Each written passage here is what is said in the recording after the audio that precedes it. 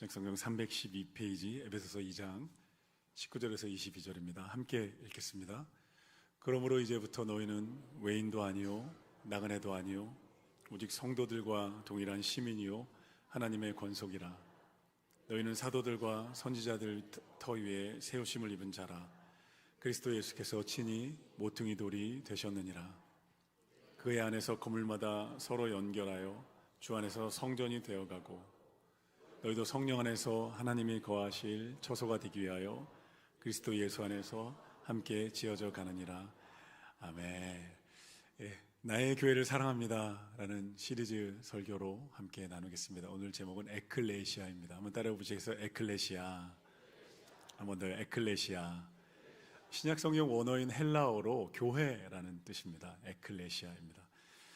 저는 이 나의 교회를 사랑합니다 시리즈 설교를 통해서 세 가지 은혜를 구하며 기도하고 있습니다. 첫째는 우리 성도님들이 하나님의 교회를 얼마나 귀중히 여기시는지를 알게 되기를 기도합니다. 교회는 우리가 생각하는 것보다 훨씬 더, 우리가 자녀를 사랑하는 것보다 훨씬 더 하나님은 교회를 사랑하신다는 거예요. 둘째는 교회에 대한 실망과 상처가 치유되기를 기도합니다. 우리 다 그런 경험 한두 번쯤 있죠. 교회에 대한 실망이나 교회 지도자에 대한 상처들이 있습니다. 근데 이 교회에 대한 말씀을 나누면서 하나님께서 그 마음을 치유하고 회복해 주시기를 간절히 소망합니다. 세 번째는 그래서 결론적으로 우리 모두가 교회와 사랑에 빠지기를 기도합니다. 교회를 오가는 것이 아니라 교회가 되기를 바랍니다. 가족은 오가는 게 아니라 가족이 되는 거잖아요. 교회와 사랑에 푹 빠져서 아싸가 인싸가 되는 은혜가 있기를. 이거 알아들으시나요? 아싸가 뭐고 인싸가 뭔지? 요즘 젊은이들 쓰는 말입니다. 아우싸는 아웃사이더고 인싸는 인사이더라 그래서 핵심으로 들어온다, 인싸가 된다는 건데요. 한번 따라 보시겠어요? 교회와 사랑에 빠지고 싶습니다. 아멘. 옆에 한번 보시면 인사하시죠. 교회와 사랑에 빠지셨군요. 이미 빠진 겁니다. 못 빠져나올 겁니다. 지난주에 우리 월드컵이 개막했습니다. 우리 전 세계 축구인들의 축제입니다. 제가 목회자 조기축구 한 15년 돼서 제가 메인 캐릭터는 담임 목사고 부 캐릭터는 축구인입니다. 그렇게 농담을 합니다. 첫 경기에서 2대1 역전승했죠. 와, 월드컵 경기에서 이런 경기가 있었나 싶을 정도로 한 골을 먼저 먹었는데 경기를 지배하면서 두 골을 따라가서 정말 짜릿했고 가슴이 웅장해졌습니다. 영적골의 주인공인 오현규 선수가요, 4년 전 카타르 월드컵 때 예비 선수였다는 거 아세요? 번호도 없는 예비 선수였어요. 그냥 부상당하면 투입되기 위해서 그냥 따라간, 사진 찍을 때 굉장히 민망해하는 영상이 있거든요. 근데 그 오현규 선수가 4년 만에 교체로 들어와서 역전골의 주인공이 됐어요. 그 일기장이 뉴스에 나왔는데요, 이렇게 써 있어요. 앞으로 4년간 준비해서 당당히 등번호 달고 오면 된다. 꼭 해내자 현규야. 이제 시작이다. 뭉클하죠. 그리고 4년 후 월드컵에서 골을 넣었어요. 감동의 도가니탕입니다. 승리하는 팀에 속한다는 게 얼마나 가슴 벅찬 것인지. 제가 목회자 축구대회에서 딱 한번 전국대회 우승을 한번 딱 해봤거든요. 저녁을 먹는데요, 이야기꽃이 그때 패스가 어땠다, 골을 놓쳤다, 너가 넣었다, 와, 그렇게 즐거울 수 없어요. 다 웃어요. 모든 실수가 덮여집니다. 사랑하는 성도 여러분, 우리 베델교회가요, 승리하는 교회 되기를 소망합니다. 사랑하는 성도 여러분, 베델교회와 함께 승리하는 인생 되시기를 예수님의 이름으로 축복합니다. 월드컵 개막전의 주제가가 DNA라는 제목의 노래인데요, 여기서 또 가슴이 웅장해졌습니다. 세계적인 성악가 안드레아 보첼리와 K-팝 데몬 헌터스에서 주제곡을 불러 세계적으로 이름을 날린 이재라는 한국 여가수가 파란색 개량 한복 드레스를 입고 나와서 둘이 듀엣으로 개막식 주제가를 불렀어요. 와, 제 가슴이 막 웅장해지는데 여러분은 아무 감동이 없으십니다. 근데 그 주제가요, 한국말이 들어갔어요. 한번 들어보십시오. 여러분 좀 너무 놀랍지 않나요? 세계 월드컵 개막식 노래인데요, 거기에 한국말이 뭐가 들어가냐면 이재가 이렇게 불러요. 또 넘어져도 난 또다시 일어나. 노래 중에 한국말이 나와요. 너무너무 감동이고요. 영어 가사, 이게 메인 가사입니다. This is more than just a game, it's our DNA. 축구를 향해 말해요. 이거 그냥 단순한 게임이 아닙니다. 이건 우리의 DNA입니다. 이렇게 고백해요. 제가 그걸 보면서 이거 교회로 가져와서 말할 수 있겠다. This is more than just a building. This is more than just a system. Church is our DNA. You got it? You understand? English okay? 교회는 빌딩 건물이 아니고 교회는 제도가 아니라 우리의 DNA다라는 거예요. 우리 존재 그 자체다라는 거야. 할렐루야. 왜요? 교회는 하나님이 불러 모은 사람들의 모임이기 때문에 교회는 오가는 것이 아니고 건물이 아니고 우리의 존재 자체라는 거예요. 신약 성경에 보면요, 교회라는 단어가 처음 나온 곳이 마태복음 16장 18절인데요. 예수님이 말씀하셨어요. 예수님 이렇게 말씀하세요. 내가 내 교회를 세우겠다. 그 교회가 에클레시아입니다. 그 에클레시아 헬라어 원어가 무슨 뜻이냐면 에크는 밖으로, out from, 저기서부터 밖으로 끄집어내서 칼레오, 불러냈다는 거예요. 에크, 칼레오, 에클레시아 이렇게 됩니다. 원래 이 에클레시아는 로마 시대에 사람들을 광장으로 불러 모아서 자, 에클레시아 합시다 이러면 광장으로 모여서 집회, 공공집회, 정치집회, 민회를 열던 단어였어요. 예수님이 그 단어를 가져다가 영적 의미를 부여하신 거예요. 하나님의 에클레시아는 사단이 지배하는 세상에서 세상의 가치로부터 불러내서 모으신 하나님의 백성들이다. 그래서 예수님 두 가지 말씀하셨어요. 내 교회다. 왜요? 예수님이 다스리고 예수님이 주인된 교회다. 두 번째, 지옥의 문을 부술 것이다. 할렐루야. 지옥의 문을 부순다는 건요, 세상의 거짓된 가치와 세상의 기준들을 깨트리고 정반대가 되는 하늘의 가치를 품은 대한 공동체다. 하나님의 대한 공동체가 세워진다는 거예요. 하늘의 가치, 아버지의 마음, 아버지의 사랑을 담은 교회는 하나님의 대한 공동체이고요, 세상과 전혀 다릅니다. 여러분, 그래서요, 교회에서 상처받고 영적 지도자에게 상처받으면 실망과 상처가 2배로 큰 거예요. 다 경험해봤죠. 왜냐하면 기대감이 있는 거예요. 교회는 다를 거야. 하나님 다 아는 거죠. 완전히 정확히 다는 몰라도 뭔가 하나님의 공동체는 다를 거라는 기대감이 있다 보니까 상처받으면 실망과 상처가 2배가 됩니다. 여러분, 그런데 반대로 하나님의 대한 공동체인 이 에클레시아에서 하나님을 제대로 만나면 나의 인생이 2배가 아니라 12배로 변화됩니다. 이게 하나님의 공동체의 힘입니다. 교회 안에서 인생이 회복되고 살아나는 모습을 여러분 보신 적이 있나요? 세상 어떤 모임도 그런 변화와 회복을 흉내낼 수 없습니다. 어디에도 그런 변화와 회복이 없어요. 저는요, 꼴초였던 한 형제가요, 하루아침에 담배를 끊고 앞자리에 나와 예배하는 모습도 봤고요, 부모에 대한 상처로 불안증을 겪고 있던 청년이 눈물 가운데 주님을 만나서 살아나는 모습도 봤고요, 산산조각난 가정에 아버지가 먼저 회복되고 그 아버지의 눈물과 사랑으로 아내가 회복되고 자녀들이 회복되는 모습도 봤고요, 공황장애로 숨도 못 쉴 것 같은 성도가요, 숨이 쉬어지며 기쁨으로 교회를 섬기는 모습도 봤고요, 인생의 실타래가 너무너무 꼴대로 꼬여서 도저히 어디서부터 풀어야 될지 모르겠어요, 목사님, 고백하던 형제가요, 한 가닥 한 가닥 주님의 은혜로 인생의 실타래를 풀고 회복되는 모습도 봤습니다.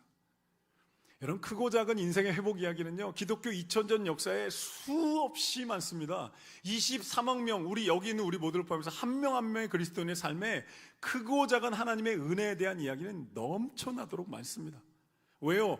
이 교회는 세상의 가치와 기준과 전혀 다른 하늘에 대한 공동체이기 때문에, 대안 공동체이기 때문에, 에클레시아이기 때문에 여기는 하나님의 꿈으로, 하나님의 은혜로, 가치로 사람들의 인생이 살아나는 곳이라는 거예요.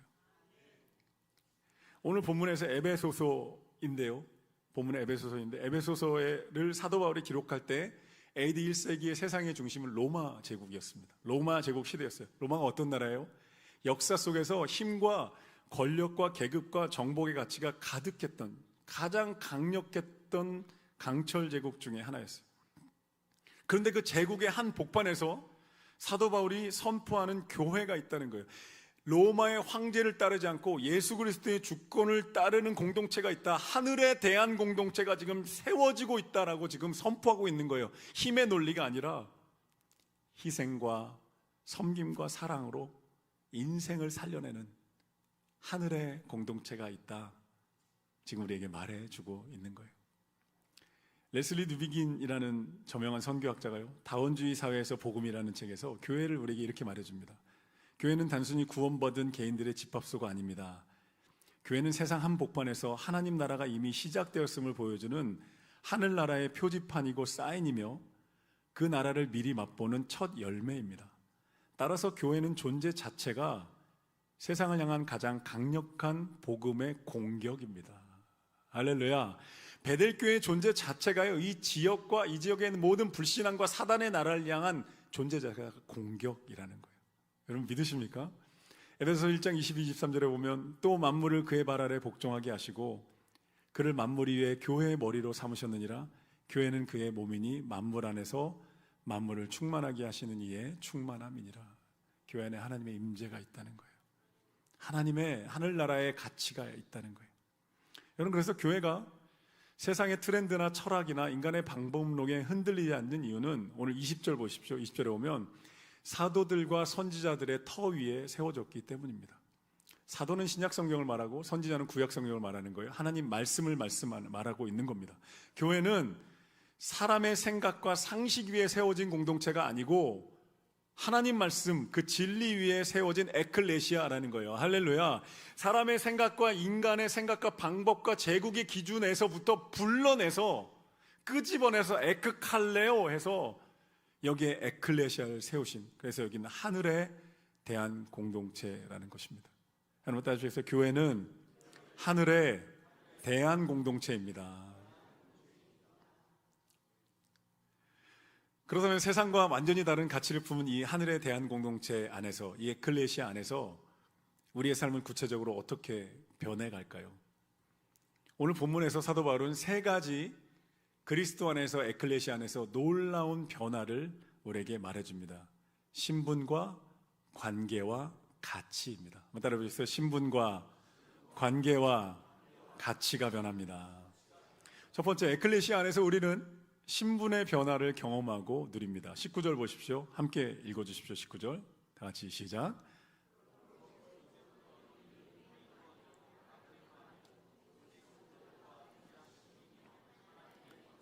아멘. 19절 사도 바울은 이렇게 말해줍니다. 죄로 인해서 하나님 나라 밖에 외인이었는데 이제는 하나님 나라의 시민이 되었다. 그리스도의 피로 우리는 하늘 시민이 되었다는 거예요.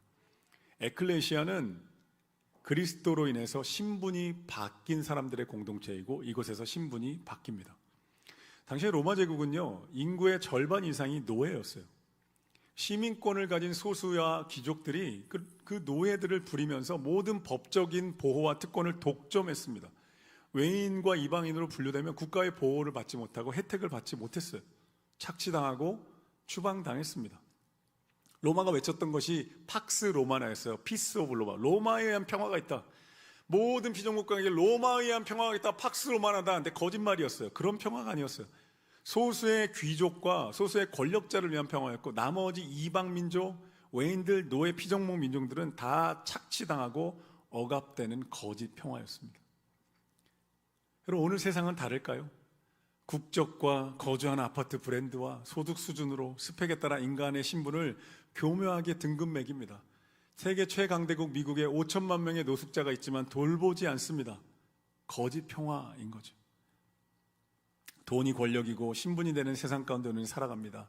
비정규직과 흑수저와 난민이라는 외인의 딱지를 붙이고 영적이고 사회적인 차별이 이루어집니다. 그런데 사도 바울이 오늘 본문을 통해서 그리스도의 십자가의 보혈은 로마가 만들어 놓은, 바벨론 같은 세상이 만들어 놓은 법적이고 영적인 장벽을 완전히 허무는 공동체라는 거예요. 할렐루야. 하나님 나라의 완벽한 대한 공동체라는 거예요. 이 공동체 안에 들어오면 로마가 만들어 놓은 가치는 통하지 않는다는 거예요. 로마의 법적인 기준은 여기에 통하지 않는다는 거예요. 여기서 통하는 건 한 가지, 그리스도의 십자가의 구원. 그 구원을 통해 하나님 나라의 시민된 자들만 모이는 곳이다. 우리에게 말씀해 줍니다. 예수 그리스도의 보혈로 값없이 주어진 하나님 나라의 시민권을 우리는 이곳에서 받아 누리면서 그 자유와 특권과 보호를 만끽하게 됩니다. 과거에 어떤 신분이었던, 어떤 죄와 상처가 있든, 어떤 세상에 어떤 어려움을 당했든 상관없습니다. 에클레시아에 들어오는 순간, 이 하나님의 공동체와 이 해방구 안에 들어오는 순간 우리는 하나님 나라의 시민으로 변화되고 그 놀라운 하늘의 특권을 누리게 되는 줄로 믿습니다. 그래서 빌립보서 3장 20절 말씀합니다. 그러나 우리의 시민권은 하늘에 있는지라 거기로부터 구원받는 자 곧 주 예수 그리스도를 기다리노니. 한번 따라해 보세요. 우리 시민권은 하늘에 있습니다. 미국의 16대 대통령이었던 아브라함 링컨은 흑인 차별 철폐를 위해 목숨 걸고 싸웠던 분이죠. 그분으로 인해 미국의 흑인 차별이 철폐가 결국엔 됩니다. 어느 날 이 링컨 대통령이 지나가다 노예시장을 바라보며 아파하고 있는데, 가슴이 아팠는데 한 소녀가 그 위에 올라가서 경매단에 올라서 공포에 떨고 있는 모습을 본 거예요. 링컨이 그 소녀가 너무너무 안타깝고 아파서 가장 높은 금액을 치르고 그 소녀를 사요. 경매가 끝난 다음에 소녀를 부릅니다. 불러서 그 소녀의 노예 문서를 건네줍니다. 이제 너는 자유다. 이 문서를 가지고 너가 가고 싶은 곳 어디든 가도 된다. 소녀가 큰 충격을 받아요. 나를 부려먹기 위해, 노예를 쓰기 위해 돈을 지불한 줄 알았는데 나에게 완전한 자유를 주다니 너무 놀라서 오히려 링컨에게 눈물 흘리며 말합니다. 저는 링컨 당신의 옆에서 가족이 되고 당신의 동역자가 되고 싶습니다. 받아주시겠습니까? 링컨이 이 소녀와 함께 살아갑니다. 신분이 완전히 바뀌는 거죠. 노예였는데 자유자로, 자유자에서 사명자로 변해가는 역사가 일어난 거예요. 여러분, 이 변화가 바로 우리가 에클레시아인 이 대한 공동체에서 겪는 변화, 누리는 신분의 변화입니다. 사랑하는 성도 여러분, 하나님 나라의 시민 된 것을 축하드립니다. 하나님 나라의 시민의 그 특권과 축복을 마음껏 누리고 하나님의 시민답게 살아가시기를 예수님의 이름으로 축복합니다. 두 번째, 오늘 본문에서 에클레시아 안에서 우리가 누리는 변화는 관계의 변화입니다. 한번 따라해 보시죠. 관계의 변화입니다. 19절 후반부에 보면 우리가 하나님의 권속이다 이렇게 말합니다. 권속은 가족입니다. 나그네로 살았던 우리가 이제 하나님의 가족이 되었다는 거예요. 그리스도의 피로, 그리스도의 십자가의 구원으로 에클레시아에 들어온 순간 관계가 변한 거예요. 하나님과 나그네 관계가 아니라 하나님의 가족의 관계가 돼요. 당시 로마 사회는요, 철저하게 귀족과 하층민으로 나눠진 계급 사회였어요.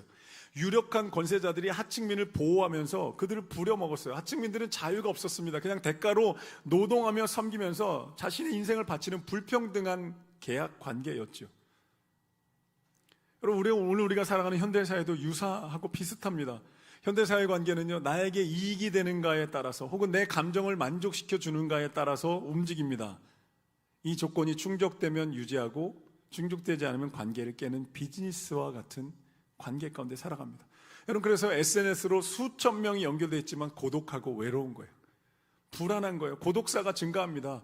죄로 인해 타락한 세상에서 진짜 연결을 경험하지 못하는 현대인들의 아픔과 자화상이죠.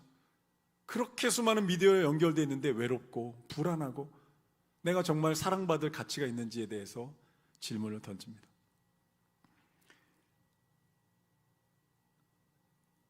은퇴하신 집사님 한 분이 친구들에게 문자를 보낸 거예요. 친구들아, 내가 요즘 은퇴하고 마음이 좀 헛헛한데 얼굴이나 한번 보자.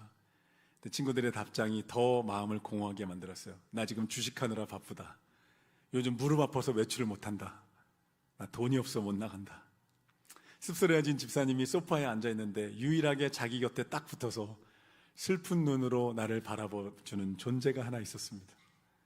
왠지 감동이 느껴져서 그 존재에 머리를 쓰다듬며 말했습니다. 아이고, 자식들 다 키워놔 소용없고 친구들도 다 바쁜데 우리 집 강아지 해피 너밖에 없구나. 그 순간에 주방에서 아내가 외칩니다. 여보, 착각하지 마요. 해피는 지금 당신 손에 있는 소세지를 원하는 거야. 이익과 손익으로 맺어진 관계에 대한 그림 같은 모습이죠. 오늘 본문에서 사도 바울은요, 그런 이익으로 서로의 감정을 채워주는 그런 관계 말고 진짜 다른 관계가 에클레시아 안에 있다고 합니다. 그런 그리스도의 십자가 구원을 통해 하나님의 자녀가 되고 가족이 되는 관계라는 거예요. 할렐루야. 가족이에요. 세상의 가족은 육신의 피로 맺어지지만 교회 공동체는 예수 그리스도의 보혈로 맺어진 영적 가족인 줄로 믿습니다. 영적 가족이 있어야 돼요. 교회 오가면 안 돼요. 내 가족이 있어야 돼요. 제가 어제 저희 교회 형제 자매 우리 교회 커플의 결혼식 우리 성도님들과 다녀왔는데 식사를 하는데 제가 밥 먹으면서 문득 어떤 생각이 들었냐면, 와, 이건 담임 목사에게 꿈의 식사 자리다 이런 생각을 했어요. 왜 그런지 아세요?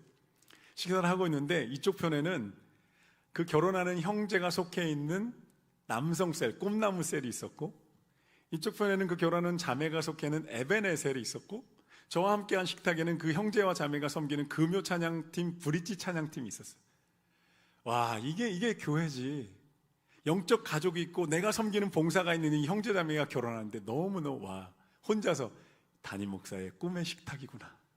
이런 교회 되게 해 주십시오. 우리 성도들이 이렇게 교회를 사랑하고 하나님의 풍성함을 누리게 하여 주시옵소서. 기도합니다, 날마다. 여러분, 교회는 이익을 위해 모인 이익 집단이 아니고요, 예수님의 생명을 공유한 가족 공동체 에클레시아입니다. 나에게 이익이 안 돼도 사랑하고요, 나에게 상처를 줘도 섬기고요, 끝까지 함께 가는, 그래서 기쁨은 2배가 되고 슬픔은 반으로 나누어지는 환대와 사랑의 영적 대한 공동체인 줄로 믿습니다. 로마서 8장 15절에 그래서 말씀하는 거예요. 너희는 다시는 무서워하는 종의 영을 받지 않고 양자의 영을 받았으므로 우리가 아빠 아버지라 부르짖느니라. 초대교회는요, 이런 영적 가족됨을 완전히 구현했던 에클레시아였습니다. 로마 제국의 그 차별과 계급과 모든 착취가 가득한 세상 한가운데 에클레시아가 딱 세워졌는데, 초대교회 안에는 완전한 가족됨이 있었다는 거예요. 초대교회 성도들이 로마의 박해를 피해서 카타콤이라는 무덤의 지하로 숨어 들어갑니다. 땅굴을 파고 들어갔는데요, 지금도 사진을 준비했네요. 제가 1부 때 설교했는데 이게 카타콤인데요, 이 굴에 들어가면 여기서 지내고 지금도 가이드를 따라가지 않으면 길을 잃을 정도로 정말 수없이 미로처럼 만들어져 있대요. 그런데 그 안에 들어간 그리스도인 중에는요, 로마의 최고 귀족 부인도 있었고 시장에서 물건을 나르던 노예도 있었다는 거예요. 그런데 그 카타콤 안에서 서로를 나의 가장 귀한 형제, 나의 사랑하는 가족, 나의 자매라고 불렀다는 거예요. 실제로 고고학자들이 발견한 카타콤의 수많은 비문에 보면요, 신분이나 계급의 흔적이 없다는 거예요. 그냥 온전하게 그리스도 안의 비문, 사람이 죽었을 때 비문을 보면 그리스도 안에서 한 가족된 아무개가 여기 잠들다 써 있다는 거예요. 그 신분과 그 이전의 모습 하나도 기억되지 않는, 그 거대한 로마 제국 한복판에서 카타콤과 초대교회는 세상의 모든 계급장을 떼고 모든 차별을 깨뜨린 에클레시아, 영적 가족의 모델로 우리에게 남아 있습니다. 우리 베델교회도 그런 영적 가족이 될 줄로 믿습니다. 나와 함께 울어주고 나와 함께 웃어주는 내 영적 가족들과 함께 하나님의 풍성함을 누리게 될 것입니다. 이것이 바로 우리가 오늘 본문이 말씀하는 하늘 대한 공동체 안에서, 에클레시아 안에서 누리는 관계의 변화, 그 축복입니다. 세 번째, 에클레시아에서, 하늘에 대한 공동체에서 우리가 누리는 세 번째 변화는 가치의 변화입니다. 한번 따라 보시죠. 가치의 변화입니다. 21절 보십시오. 그의 안에서 건물마다 서로 연결하여 주 안에서 성전이 되어가고, 우리 얘기입니다. 우리가 연결해서 성전이 되고. 22절 읽어주십시오. 다 같이 시작.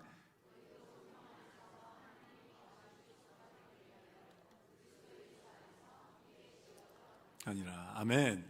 오늘 보면 말씀하는 거, 우리는 더 이상 개인적으로 떨어져 있는 홀로 굴러다니는 돌멩이가 아닙니다 라는 거예요. 우리는 이제 연결되기 시작했고 하나님의 성전으로 함께 지어져 갑니다. 우리는 홀로 굴러다니는 돌멩이가 아니라 성전이 함께 되어서 하나님이 그곳에 거하시기 시작합니다. 하나님이 거하신다는 것이 우리 인생의 가치가 된다는 거예요. 로마 제국에서 인간의 가치는요, 제국을 위해서 얼마나 봉사하는지, 황제의 영광을 위해 얼마나 목숨 바치는지로 결정되었잖아요. 그래서 귀족이나 장군이나 군인들 외에 노예나 검투사나 일반 시민들의 가치는 인정받지를 못했어요. 그냥 국가, 제국을 유지하기 위한 부속품 같았습니다. 오늘 우리가 살아가는 세상도 비슷하죠. 성과나 성공이나 소유로 인간에게 가치를 꾸준히 매깁니다. 직장이나 시스템에서 스펙을 가지고 더 나은 사람으로 살아가라고 볼트와 너트와 같은 취급을 받으며 우리는 살아갑니다. 그런데 오늘 본문에서 사도 바울은요, 그 세상에 있다가 에클레시아에 들어오는 순간에 우리가 무엇을 증명하기에 노력하지 않아도 된다는 거예요.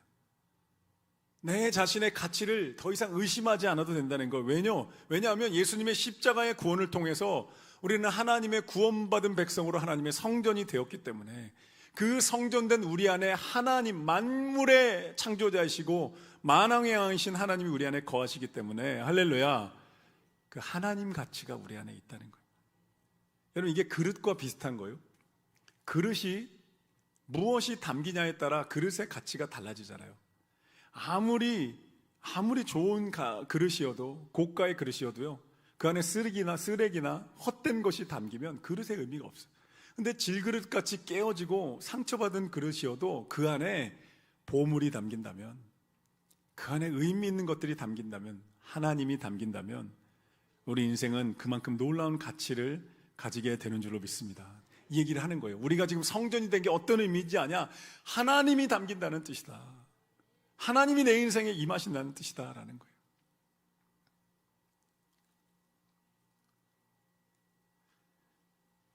명품을 좋아하는 한 집사님이 큰맘 먹고 수천만 원짜리 에르메스 가방을 하나 장만했습니다. 장롱에만 두기가 너무 아까워서 그 가방을 들고 셀 모임을 간 거예요. 그리고 가방을 내려놓으면서 속으로 성도들 좀 알아봤으면 좋겠다. 그리고 은근히 있었는데 아무도 모른 채 셀 예배가 다 끝나간 거예요. 즐거운 다가 시간이 됐어요. 성도들 둘러앉아 떡과 과일을 먹으면서 귤을 먹는데 귤 껍질이 이렇게 나온 거예요. 근데 쓰레기통이 안 보이니까 나이 지긋한 권사님이 그 가방을 보신 거예요. 야, 가방 크고 좋다. 귤 껍질 넣자. 수천만 원짜리 가방 안에 귤 껍질이 담기는 귤 껍질 분리수거 봉투가 되는 순간입니다. 웃자고 만든 얘기입니다. 그런데 이 안에 메시지가 있는 거죠. 뭐가 담기느냐? 세상은 겉보기에 화려한 스펙을, 성공과 소유를 가지면 인생은 가치 있다고 말합니다. 그런데 다 가진 그릇 안에 죄와 상처와 불안이 담겨 있다면 그 인생이 진짜 가치가 있는 걸까요? 그런데 남들이 보기에 질그릇처럼 깨진 것 같고 흠도 좀 났고 투박해 보이는 그릇 같은 인생인데 그 안에 하나님이 담기시기 시작하는 거예요. 하나님의 은혜가, 하나님의 사랑이, 하나님의 꿈이, 하나님의 눈물이 그 안에 담기 시작하면 우리는 만왕의 왕이신 하나님의 가치를 가진 인생이 되는 줄로 믿습니다. 그게 성전이 된다는 의미인 거예요. 십자가는 우리의 가치를 완전히 바꿔놓았죠. 여러분, 이제 우리는요, 외롭게 홀로 굴러다니는 돌멩이가 아닙니다. 한번 따라보셨어요? 외로운 돌멩이가 아닙니다. 옆 사람은 이상했습니다. 외로운 돌멩이가 아닙니다. 만왕의 왕신 통치자 하나님이 거하시는 인생, 우리가 함께 모여 에클레시아 갈 때 이곳에 하나님의 임재가 있고 그 하나님이 동행하시는 인생으로 바뀐다는 거예요. 나는 얼마짜리예요? 하나님짜리, 예수님의 십자가짜리의 가치를 가진 인생이 된다는 거예요. 고린도서 3장 16절에 보면 너희가 하나님의 성전인 것과 하나님의 성령이 너희 안에 거하는 것을 알지 못하느냐. 출애굽기 40장에 보면 모세가 하나님의 지시에 따라 성막을 만들어요. 성막이 완공되는 딱 순간에 하나님의 영광이 임합니다. 모세와 백성들이 다 엎드러집니다. 열왕기상 8장에 비슷한 장면이 나옵니다. 솔로몬이 7년 동안 하나님의 예루살렘 성전을 세웁니다. 성전이 완공이 딱 되니까 하나님의 영광이 임합니다. 제사장들과 백성이 다 나와 엎드립니다. 그런데 오늘 본문에서 사도 바울이 놀라운 선언을 하는 거예요. 20절에 보면 너희가 하나님의 성전, 21절 22절 성전이 되었기 때문에 이제 더 이상 돌로 만든 성전이 아니라 천막으로 만든 성막이 아니라 그리스도의 피로 구원으로 세워진 이 에클레시아에 하나님의 영광이 임한다는 거예요. 할렐루야. 매주 예배 가운데, 이 베델교회 예배 가운데 하나님의 영광이 임한다는 거예요. 할렐루야. 그 영광 안에 거하는 에클레시아가 되었다. 하나님의 가치를 가진 존재가 된 우리는 더 이상 세상의 기준을 따라가지 않습니다. 세상의 기준은 여기서 통하지 않습니다. 하나님의 기준만 통합니다. 그리고 하나님의 기준은 우리를 향해서 너는 나의 영광을 담은 가치 있는 존재다, 이렇게 말씀하시는 거예요. 교회는 에클레시아, 하나님의 대한 공동체, 세상에서 불러낸 하늘에 대한 공동체입니다. 그리스도의 십자가의 구원으로. 그래서 세상과 전혀 다른 하늘의 신분과 관계와 가치를 가진 그것으로 가득한 하나님 나라의 전진기지입니다. 전위대입니다. 해방구입니다. 사랑하는 여러분, 교회가 하나님께 얼마나 귀중한 것인지 느껴지시나요? 교회가 하나님께 얼마나 소중한 하나님의 유일한 구원의 공동체, 우리를 모으시고 그리고 우리를 이제 보내서 세상 가운데 그 하나님 나라의 가치를 전파하게 하시는 선교적 공동체, 얼마나 이 교회를 하나님이 아끼시고 귀하게 여기시는지. 그래서 우리도 이 교회를 아끼고 귀하게 여기게 되기를 간절히 축복합니다. 교회와 사랑에 빠지시기를, 교회가 보석같이 여겨지고 귀중하게 여겨지기를, 연약하고 흠이 있는 교회도 내가 사랑으로 품고 내 가족을 품듯이 교회와 함께 풍성한 삶을 살아가기를 예수님의 이름으로 축복합니다.